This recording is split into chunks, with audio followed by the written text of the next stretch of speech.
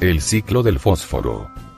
El fósforo es un elemento químico, perteneciente al grupo 5A, del sistema periódico, de número atómico 15, y masa atómica 30.97. Emite luz en la oscuridad por quimiluminiscencia. Se encuentra en forma de ion fosfato, en los huesos, y en distintos componentes del organismo animal, y en gran variedad de minerales. Se obtiene a partir del fluorfosfato cálcico, con sílice y carbón. Se presenta en varias formas alotrópicas, siendo las principales el fósforo blanco y rojo. Mientras este es estable e inocuo, aquel es muy venenoso, y tan reactivo e inflamable, que hay que mantenerlo dentro de agua. Se usa para la obtención de anhídrido y ácido fosfórico, como fertilizante, en pirotecnia y algunas aleaciones. A continuación veremos el documental completo.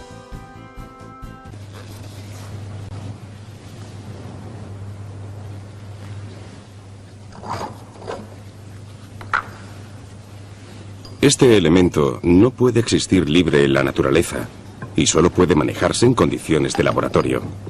Pronto veréis la razón.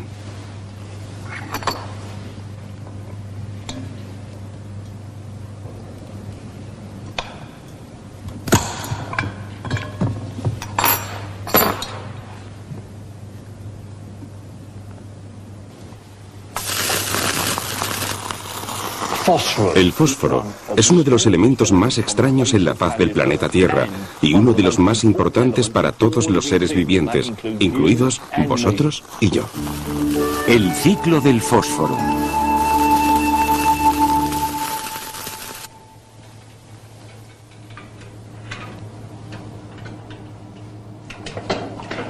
Me estoy pesando, y no soy demasiado delgado que digamos, casi 100 kilos de peso.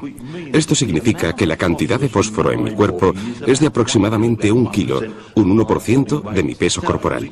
Por supuesto, este kilo no está acumulado en un solo bulto, sino que se encuentra distribuido por todas las células vivas bajo forma de unos compuestos bastante extraños, pero muy importantes, todos ellos estrechamente relacionados con mi persona y mi energía. Los más importantes son el adenosindifosfato y el adenosintrifosfato, o ADP y ATP para abreviar. La energía que contienen los alimentos que consumo llega hasta mis células a través de la sangre, y allí recarga estas pequeñas baterías químicas. El ADP se carga y se convierte en ATP. Pero cuando mi cuerpo utiliza la energía, el camino es inverso. El ATP se convierte en ADP. Y así va oscilando continuamente. Mirad qué sucede cuando hago un poco de ejercicio.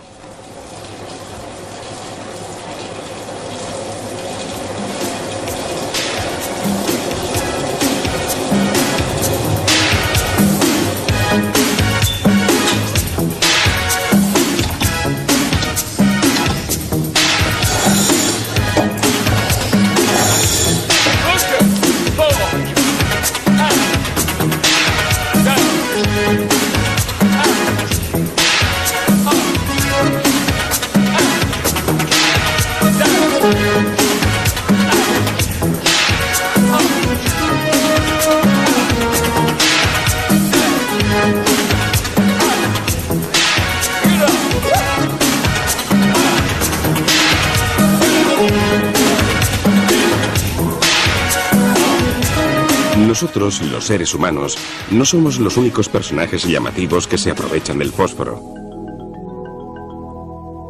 Los peces antorcha proclaman su dependencia del ATP. Necesitan la luz para encontrarse mutuamente en las oscuras profundidades marinas. Y todo ello tiene lugar gracias a una bacteria especial que vive en su piel. Hola, descarado.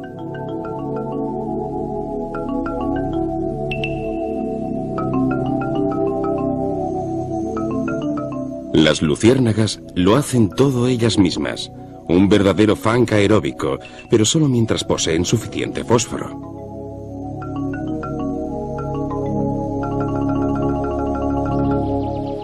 A causa de su reactividad, el fósforo no existe bajo forma de gas y por lo tanto no puede reciclarse rápidamente a través de la atmósfera. El único suministro son los fosfatos producidos por las rocas que los liberan lentamente, de manera que los habitantes locales se agarran con todas sus fuerzas a todo el fosfato que encuentran. No es extraño, pues, que a las gamuzas, a las que tienen que crecerles un nuevo par de astas ricas en fosfatos cada año, les guste tanto roer sus viejas cornamentas para cubrir sus necesidades de este elemento.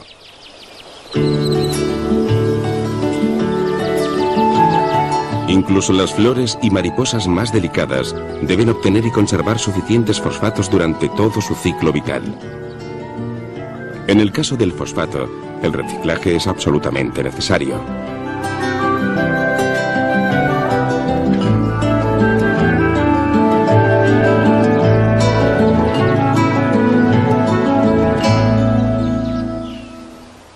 Algo aplicable a cualquier tipo de sistema viviente.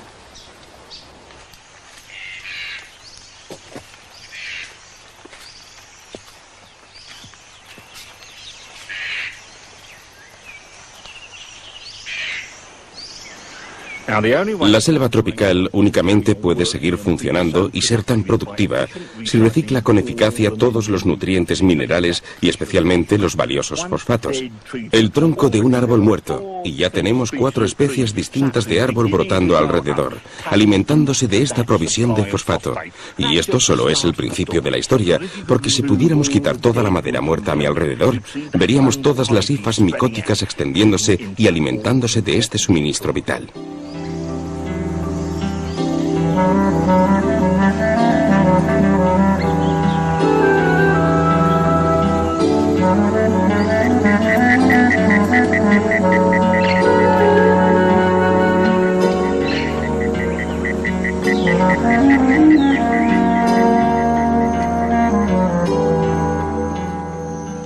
Aquí había antes un árbol vivo, lleno de vigor y por supuesto lleno de fosfatos. Pero entonces la semilla de esta higuera estranguladora, depositada en lo alto de las ramas, fue creciendo con todos estos nuevos troncos y raíces, envolviendo el árbol hasta que acabó por pudrirse. Por supuesto, los fosfatos del árbol pasaron a toda esta joven vegetación, y si yo me quedara aquí atrapado y no pudiera escapar, los fosfatos de mi cuerpo pronto pasarían a formar parte de la sustancia de la selva. No está mal como forma de morir, ayudando a mantener la selva productiva durante los próximos siglos.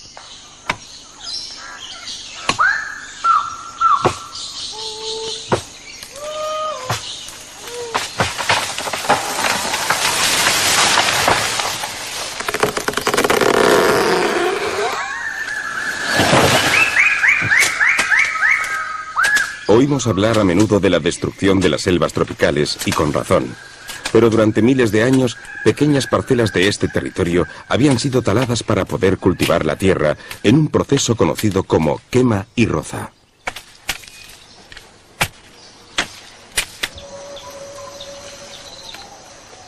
Esta pequeña parcela sustenta a un campesino y su familia. La clave del éxito del sistema agrícola de quema y roza reside en el hecho de que todos los fosfatos de los excrementos humanos y animales regresan a la tierra, de manera que cuando las familias se desplazan a otro lugar, la parcela de terreno puede volver a integrarse en el ciclo natural.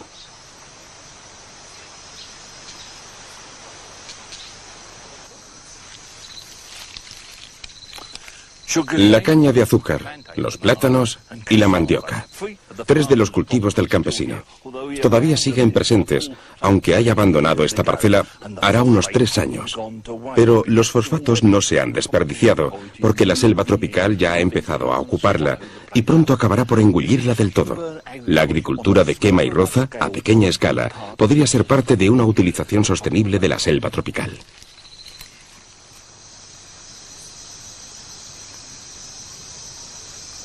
La agricultura a gran escala de cualquier tipo no es tan benéfica. Aquí, los fosfatos no regresan nunca a la tierra, se pierden para siempre. Sea cual sea la clase de cultivo, ya sean naranjas, limones, maíz, trigo o cebada, una pequeña cantidad del valioso fósforo se pierde con la cosecha de cada año. Y tiene que reemplazarse con abonos para que la tierra siga rindiendo. Los tipos de cultivo de alto rendimiento parecen ser una buena idea, hasta el momento en que hay que pagar el precio de los abonos y la erosión del suelo y los daños río abajo. De hecho, los únicos beneficiarios reales son los organismos del plancton y, por lo tanto, los peces del mar.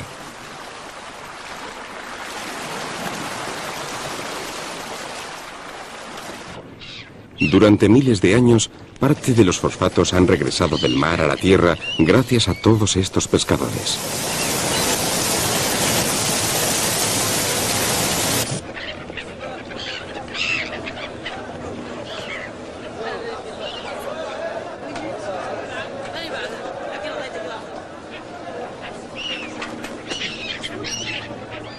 Hoy en día, las flotas pesqueras de alta tecnología pescan en exceso incluso en las aguas más remotas, y si no se establecen pronto unas cuotas razonables, incluso esta fuente de reciclaje del fosfato quedará corta.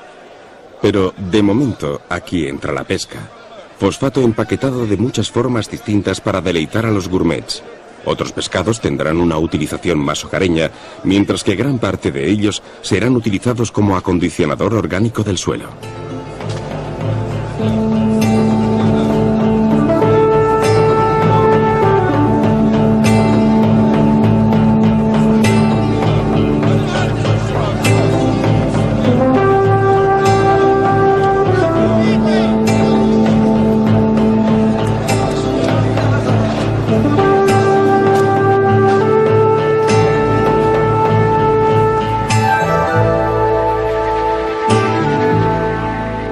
Mucho antes de que las primeras flotas pesqueras se hicieran a la mar, en lugares como este tenía lugar un reciclaje rápido de regreso del mar a la tierra. Las aves marinas, atracándose de la riqueza del océano, devuelven los fosfatos y muchas otras cosas desde el mar hacia la tierra. Al ir aumentando la población humana, la agricultura intensiva a gran escala exigió cada vez mayor cantidad de abonos fosfatados. De manera que las islas del guano, como estas en las costas del Perú, se convirtieron en centros neurálgicos del reciclaje del fosfato a nivel mundial.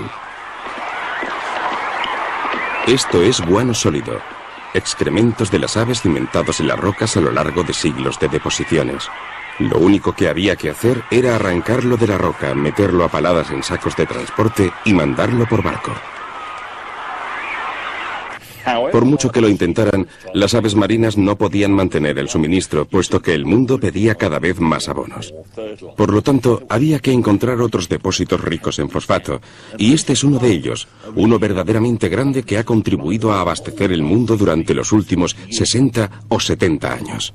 Todas estas rocas se formaron bajo el mar, capa sobre capa de sedimentos compuestos por los restos de plantas y animales marinos, conteniendo cada uno de ellos cierta cantidad de fosfato. Con el tiempo, el fósforo de las capas superiores se fue filtrando hacia abajo, enriqueciendo ciertas bolsas y haciendo que valiera la pena dedicarse a su extracción.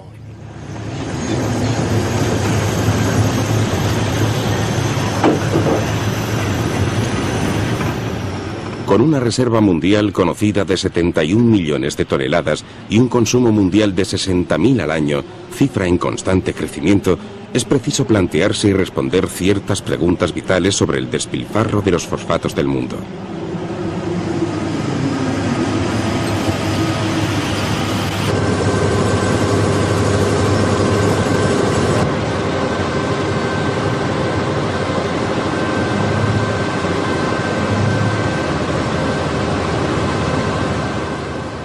Aquí tenemos un ejemplo de lo que puede considerarse como la forma más evidente y estúpida de nuestra política de utilícelo ahora, pague más tarde, que está matando al mundo. Escenas como esta, que se extienden a lo largo y ancho de muchos kilómetros, me ponen verdaderamente furioso. No hace tanto tiempo, todo este paisaje era el medio de vida de sus habitantes, quizás no muy bueno, pero les permitía plantar sus cultivos y pastorear a sus animales.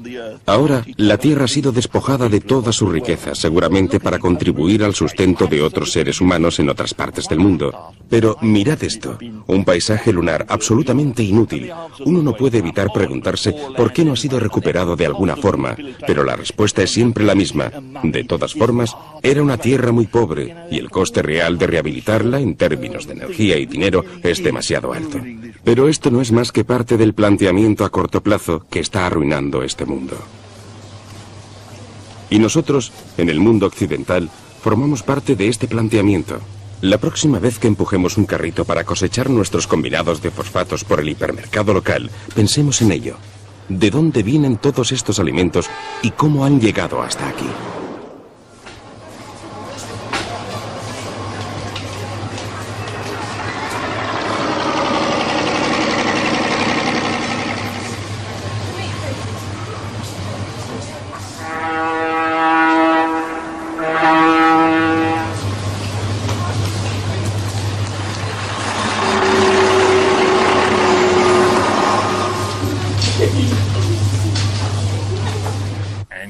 cereales de las grandes llanuras de América del Norte, la línea final del mapa de recursos que he estado registrando durante los últimos 7 días.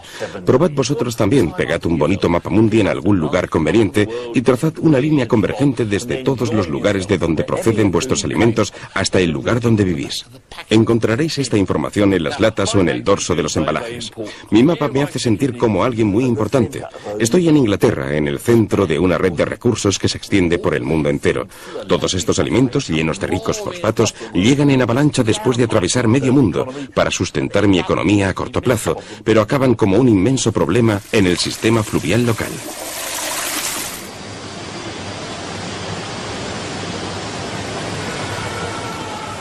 Fue aquí, en los talleres de cerámica, donde empezaron a producirse en serie las tazas de los inodoros, poniéndolas al alcance de cualquier bolsillo.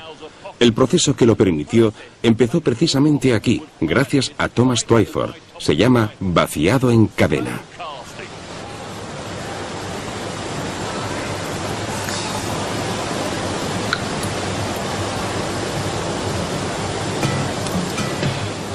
Y así empezó este adelanto importantísimo.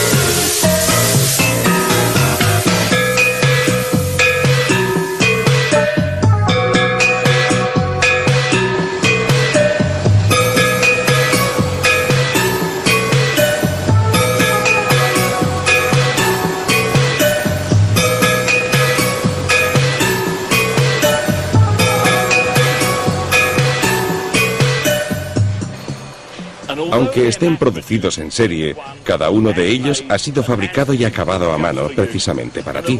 Y de todos los inventos modernos, este es sin duda el trono de la civilización, un objeto del cual la mayoría de nosotros no desearía tener que prescindir, porque nos permite tirar de la cadena y eliminar todos esos pequeños problemas cotidianos, lejos de nuestra vista y de nuestra conciencia. Como los tronos de uso cotidiano se fueron conectando con cloacas de dimensiones cada vez mayores, nuestras vidas y nuestros paisajes empezaron a sufrir, ya que la cosecha subterránea de fosfatos y otros nutrientes procedentes del mundo entero fueron a parar a los ríos locales, que no pudieron resistirlo. Pronto nuestras vías fluviales empezaron a ahogarse y a agonizar.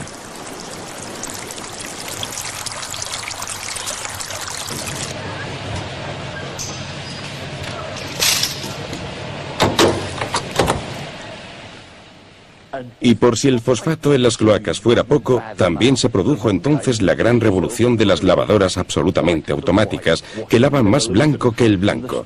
Resulta que el elemento que añadieron a los detergentes para que las lavadoras realizaran todas las maravillas proclamadas en los anuncios fue precisamente el fosfato.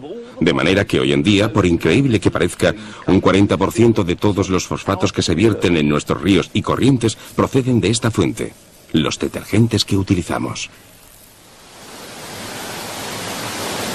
La combinación del fosfato, esencia de la energía de la vida, con las aguas residuales, fue simplemente demasiado. Los ríos hicieron lo que pudieron para solucionar el problema, pero muchos murieron de una muerte rápida. Suficientemente rápida para alarmar a todo el mundo, especialmente a la comunidad de los pescadores, que se convirtieron en portavoces de nuestros ríos, exigiendo que la sociedad jugara más limpio con nuestras aguas.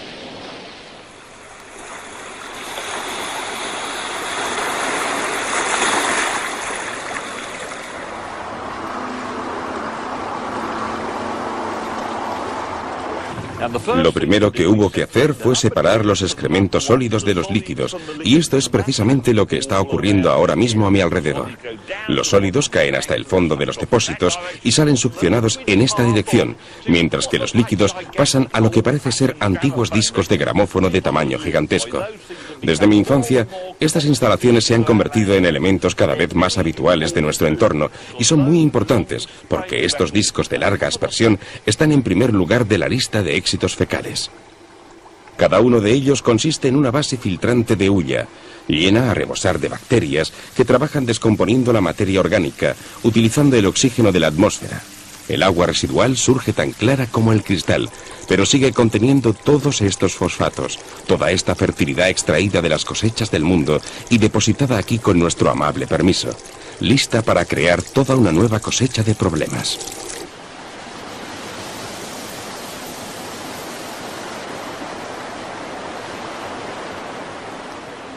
La primera vez que vine aquí cuando era joven y empecé a jugar con barcos en el río y especialmente en la zona de estuarios cerrados del este de Inglaterra, el agua, incluso en los estuarios, tenía este aspecto. Podía verse la gravilla limpia del fondo y el agua era casi cristalina, llena de vida, pero sin impedir que la luz llegara hasta el fondo para que cosas tan maravillosas como la Ceratophyllum demersum, una planta acuática, pudieran crecer flotando en la columna de agua. Hoy en día, desgraciadamente, incluso en el río abierto el agua tiene este aspecto, totalmente turbio, y esto es debido principalmente al fosfato. El fosfato fertiliza los ríos. De hecho, tenemos una palabra especial para denominar este proceso. Se llama eutrofización. Un proceso que provoca la reproducción descontrolada de diminutos animales y plantas que viven en el agua.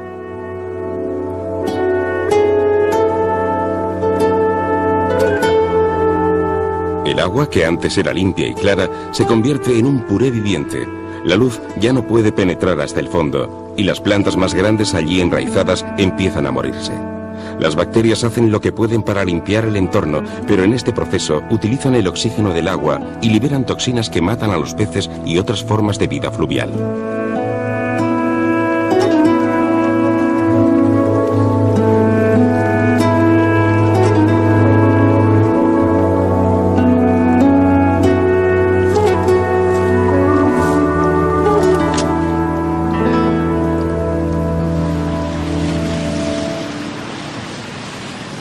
Una industria turística de muchos millones de libras estaba en peligro. Había que tomar más medidas para salvar la zona de deltas y estuarios.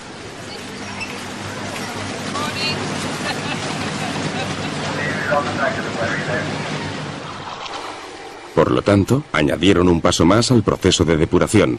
Ahora se vierte continuamente un chorrito de sulfato férrico en el agua, descomponiendo el fosfato.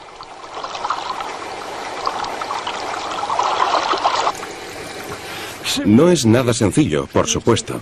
Si quisiéramos, podríamos descomponer el fosfato de todas las aguas residuales de Gran Bretaña. El único problema es su altísimo coste. Sin embargo, aquí en el río Ant han demostrado que el sistema funciona, porque el nivel de fosfato ha disminuido ya de 1000 partes a 100 partes por millón, una proporción que ya es casi normal.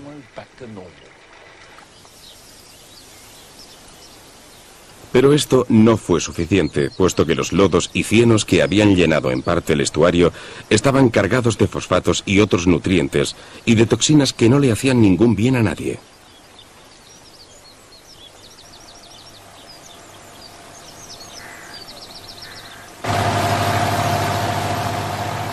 De manera que decidieron echar la casa por la ventana y comprobar si podían recuperar un estuario para que pudiera volver a funcionar con plena normalidad.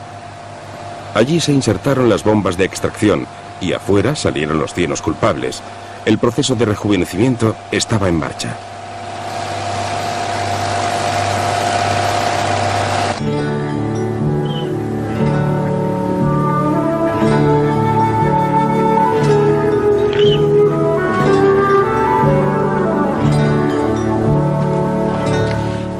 Precioso, ¿verdad? Igual que cuando yo era niño. Me encantaría tirarme al agua y nadar un poco, pero no puedo porque esto es una reserva natural nacional. Pero todo está aquí. El fondo de gravilla, las plantas acuáticas, los mejillones de río, la columna de agua perfectamente transparente, y por si no fuera prueba suficiente, desde aquí arriba puedo distinguir en el fondo una gran masa de hojas del lirio de agua. Estas plantas son de gran tamaño, con forma de col, pero si hubiera demasiadas algas en la columna de agua, estas hojas no tendrían suficiente luz para crecer. Aquí tenemos, por lo tanto, una prueba absoluta de que el estuario de Cockshut ha vuelto a la vida. Solo nos queda una pregunta que hacernos. ¿Ha valido la pena? Ha costado muchísimo dinero. Las fochas parecen opinar que sí, y yo también, por supuesto, pero ¿y los demás? La verdad es que es de una importancia vital porque es un experimento gracias al cual estamos aprendiendo a recomponer los ciclos de la Tierra. El fosfato es un mineral inmensamente importante que normalmente se encuentra en un camino sin retorno hacia el mar, y si no aprendemos a reciclarlo de regreso a la Tierra, la agricultura se verá muy pronto seriamente afectada. Y esto es precisamente lo que está sucediendo aquí. Dos problemas esenciales de nuestro entorno unidos para encontrar una sola solución. La paja, que antes solía quemarse en los campos contaminando la atmósfera, se utiliza ahora como un pañal gigante para absorber 600 toneladas de aguas residuales al día. Cargados en camiones cisterna en las centrales del sistema de alcantarillado locales, los excrementos humanos, tanto sólidos como líquidos, se esparcen sobre la paja, que los absorbe por completo, ya que se filtra hasta unos depósitos subterráneos, dejando la superficie de la paja lista para volver a recibir otra irrigación. Y así sigue y sigue, hasta que cada tonelada de paja ha absorbido 3 toneladas de aguas residuales. Ahora ya está lista para el montón de compost.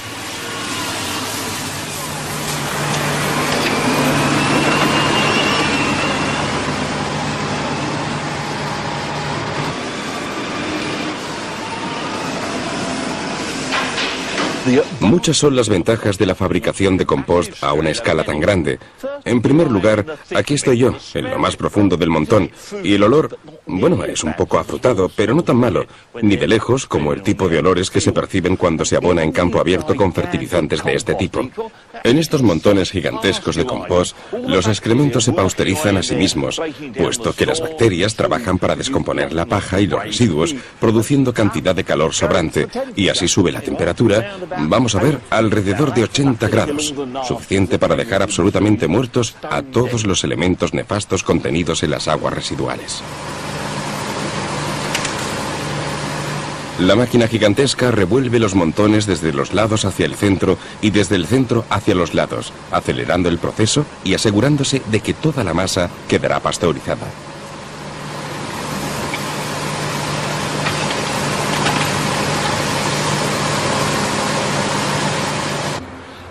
Y créanlo o no, 16 días más tarde se ha completado el proceso de fabricación del abono, que está ya listo para ser embarcado con destino a su futura utilización agrícola y paisajista.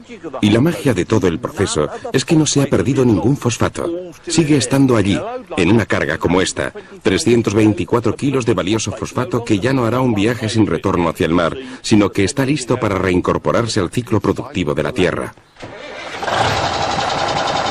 Si la totalidad de los 12 millones de toneladas de aguas residuales que Gran Bretaña produce al año fuera convertida en abono orgánico, 156 toneladas de fosfatos volverían a incorporarse a su ciclo, y esta cantidad es una tercera parte del total de importaciones que se realizan hoy en día. Todos más blancos que el blanco, aunque no totalmente carentes de olor. Después de todo, fueron las aves marinas quienes en primer lugar señalaron el camino del reciclaje como solución para el problema del fosfato. Mientras las aves marinas siguen cumpliendo con su tarea, nosotros deberíamos cumplir con la nuestra, ya que un 40% de todo el fosfato vertido en nuestras corrientes y ríos proviene de los detergentes. Es ecológicamente muy importante que llenemos siempre la lavadora a plena carga y lavemos siempre con productos libres de fosfatos. Todos ellos estrechamente relacionados con mi persona y mi energía. Los más importantes son el adenosindifosfato y el adenosintrifosfato, o ADP y ATP para abreviar. La energía que contienen los alimentos que consumo llega hasta mis células a través de la sangre y allí recarga estas pequeñas baterías químicas. El ADP se carga y se convierte en ATP. Pero cuando mi cuerpo utiliza la energía, el camino es inverso. El ATP se convierte en ADP. Y así va oscilando continuamente. Mirad qué sucede cuando hago un poco de ejercicio.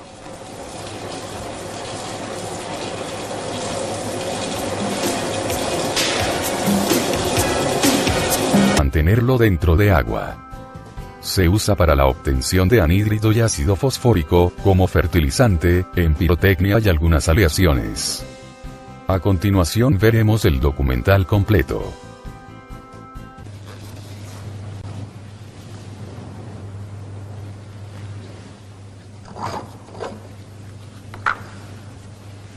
Este elemento no puede existir libre en la naturaleza y solo puede manejarse en condiciones de laboratorio. Pronto veréis la razón.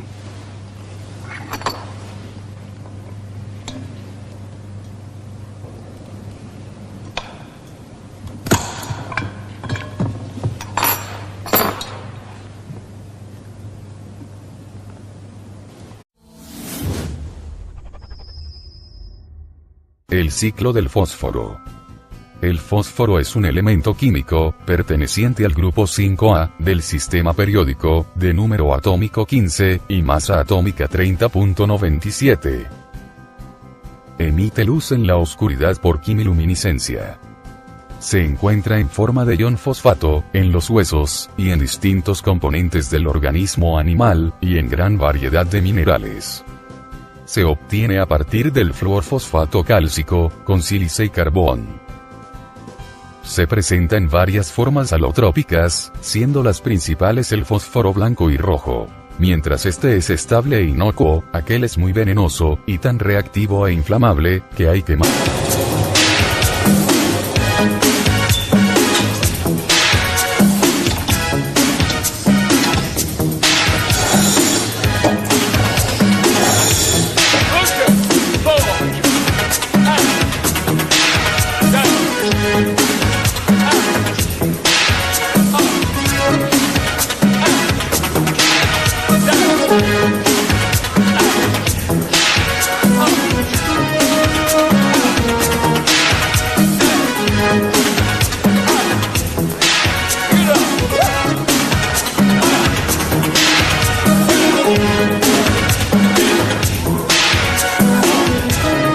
Nosotros, los seres humanos, no somos los únicos personajes llamativos que se aprovechan. El fósforo es uno de los elementos más extraños en la faz del planeta Tierra y uno de los más importantes para todos los seres vivientes, incluidos vosotros y yo. El ciclo del fósforo.